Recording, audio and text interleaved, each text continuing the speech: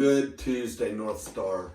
I've been looking outside. It's been getting dark. I'm assuming a storm is coming, which is a great segue into the passage that we're looking at today. James chapter 3. Yesterday, we talked about the tongue and the correlation between that and a horse.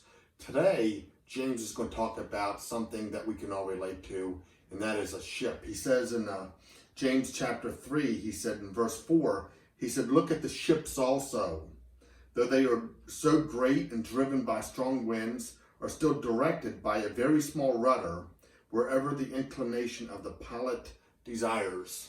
You know, growing up, we had boats. We always had boats, whether it was an aluminum boat or a wooden boat.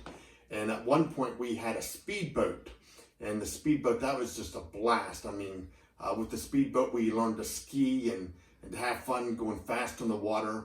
And I can remember one time I was in Lakeland, Florida at Parker Lake. And Parker Lake was in the front doorstep of my grandparents' house. And so one day I decided I wanted to learn how to ski.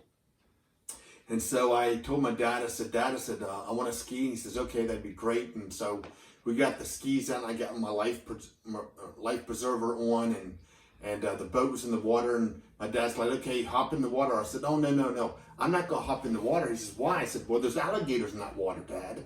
And I was afraid of the alligator because I guess I was equating them to Jaws or something, you know, they were going to come up and nail me, you know, and so I said, here's what I'm going to do. I said, I'm going to be on the edge of the dock, and I said, I'm going to give you a signal to go, and when I give you the signal you to go, and just before the rope gets taut, I'm going to kind of leap towards the water off the dock, and I'm going to ski that way. My dad laughed at me. He said, "You can't do that." But I know I could because I saw the professionals doing it down in Florida at one of the ski shows, and so if they could do it, I could do it, right? And so my dad's like, "No, that's not going to work." But I said, "Well, let's try it." So lo and behold, I gave him the signal, and he takes off, and just before the rope gets taut, I leap, and believe it or not, I stayed on my skis, and I skied around Lake Parker. And then as I'm going around Lake Parker, I'm thinking to myself, well, that wasn't a good idea, because you have to let go of the rope, you kind of sink into the water, and then you have to make your way to the dock, or, you know, eventually the boat will circle around and pick you up, and you get into the boat. I thought to myself, when I do that, sure enough, I'm going to come to rest on top of an alligator's head, and he's going to turn around and he's going to bite me, and that's going to be it for me. So I thought, what do I do?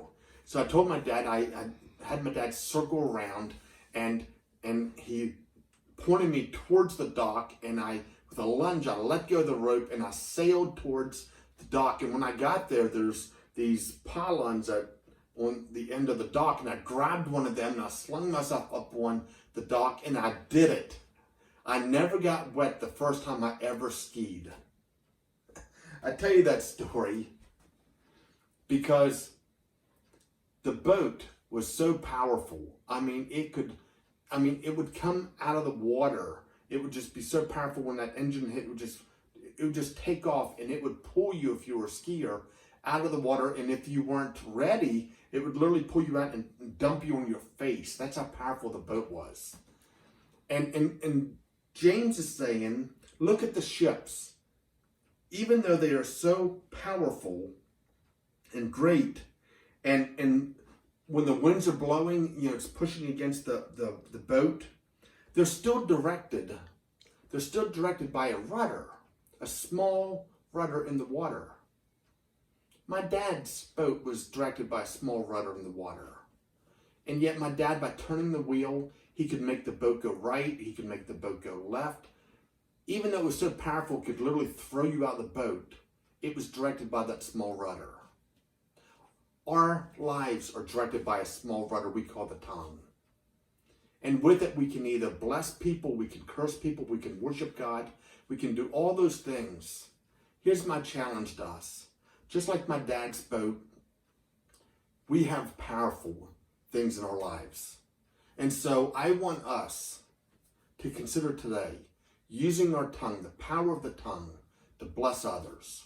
And if we do that, I believe we'll have a greater day and better effect on the lives of others. God bless. Have a great day.